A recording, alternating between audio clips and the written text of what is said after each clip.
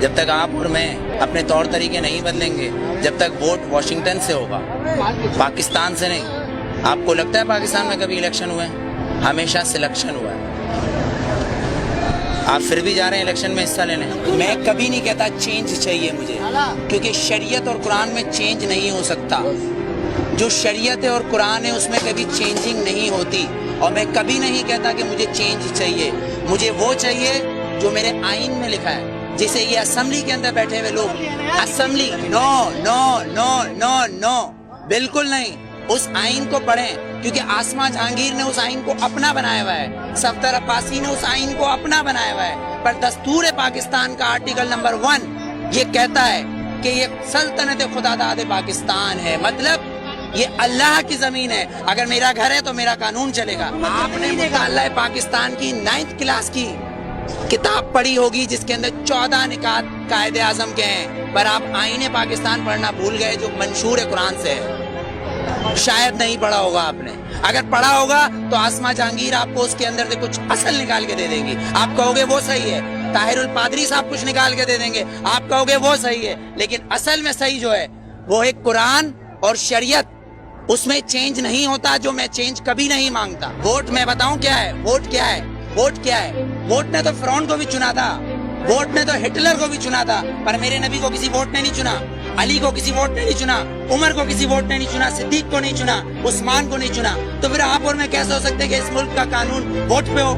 وہ بھی 5 اور 6 سے۔ میرے نبی نے یہ نہیں بولا کسی معصوم کو مت مارو، لیکن میرے نبی نے کہا اگر تمہارے کعبے پہ کوئی حملہ کرے تو اس کو جواب دو۔ اقصی کے اندر نماز پڑھنا ہے مجھے، تمہارا قانون مجھے پڑھنے دے گا؟ میرا قبلہ اول ہے، یہودیوں نے اس میں گھوڑے باندھے ہوئے ہیں، تو پھر میں کیا کروں؟ اگر لال مسجد کے اندر مشرف حملہ کرے گا تو میں کیا کروں؟ میرے گھر کے اندر میری ماں کو آ کے کوئی اٹھا کے لے جائے، میں کیا کروں؟ میرا قانون اس کی اجازت دیتا ہے، میرا قانون اس کی اجازت دیتا ہے۔ آرٹیکل 63 اور 62، آرٹیکل 63 اور 62 اس بات کی اجازت دیتا ہے کہ چیف جسٹس کو بھی چیک کرو، چیف جسٹس کو بھی چیک کرو۔ لیکن یہاں تو میں پارکنگ والا کھڑا ہوں، یہ پارکنگ والا میں کھڑا ہوں، یہاں گورنمنٹ آتی ہے کہتی گورنمنٹ کی گاڑی ہے، تو یہ جو گدھے کھڑے ہیں، یہ جو گدھے کھڑے ہیں جن کے ٹیکس سے یہ گورنمنٹ بنتی ہے، جب یہ 10 روپے اور 20 روپے دے رہے ہیں تو یہ گورنمنٹ کیوں نہیں دے گی؟ یہاں تو یہ قانون ہے، 3 قانون، آرمی کا ایک، گورنمنٹ کا ایک، اور ایک مجھ جیسے اور ہم جیسے گدھوں کا الگ۔ کیونکہ ہم حبیب جالب کے بقول ہم 18 کروڑ گدھے ہیں، ہم 18 کروڑ گدھے ہیں۔ اگر صوفی محمد سواد کے یہ کہیں کہ میں دستور کو نہیں مانتا، آئین کو نہیں مانتا، تو وہ کافر، اس کو گرفتار کر لو، نظر بند کر دو، ٹھیک ہے، اس کو بند کر دو۔ اگر کوئی سیاستدان کہے کہ میں اس دستور کو نہیں مانتا تو وہ الیکشن کا حقدار۔ آپ کو کتنا لون معاف کیا، مجھے کتنا لون معاف کیا، پر ہمارے سیاستدانوں کو اربوں روپیہ معاف۔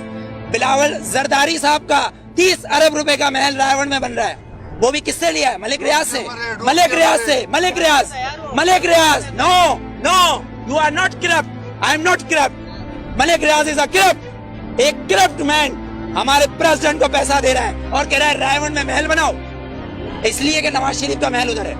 کیوں ٹھٹا میں بناؤ نا، لاڑکانہ میں بناؤ، ادھر غریب لوگ مر رہے ہیں۔ سیلاب آیا سندھ میں تو تم سوئٹزرلینڈ گھوم رہے تھے، ہاں؟ تم کس پاکستان کی بات کرتے ہو؟ پاکستان کا مطلب کیا ہے؟ پاکستان، فارسی میں استان کو کہتے ہیں شہر، اور پاک ہے پہلا کلمہ طیب مانے پاک، اور طیبہ کا مطلب مدینہ ثانی ہے۔ یہ سن لے یہ یہودی حکمران جن کی ڈورے صرف واشنگٹن اور نیو یارک سے چلتی ہے، لندن سے ہلتی ہے، کسی کی پشاور، کوئٹہ، پنڈی یا کراچی سے ڈورے نہیں ہلتی، ان کی امریکہ سے ڈورے ہلتی ہے۔ جس دن ان کی کعبے سے ڈورے ہلیں گی اس دن ووٹ دوں گا، ورنہ بائیکاٹ۔